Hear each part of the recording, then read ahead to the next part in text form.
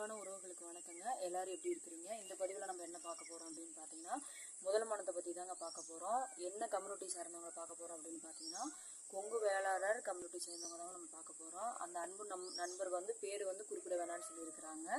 அவர் பார்த்தீங்கன்னா இப்போ 25 வயசு நடந்துட்டு இருக்குதுங்க. அவர் ஃபாரின்ல ஒர்க் பண்ணிட்டு இருக்கிறாரு.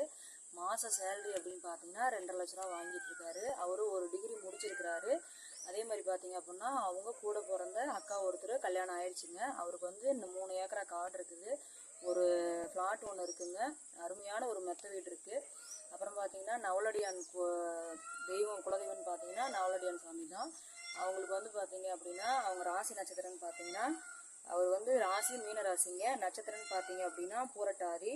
லக்னம்னு பார்த்தீங்கன்னா கும்ப லக்னம். அவருக்கு 7ல் செவ்வாய் இருக்குங்க.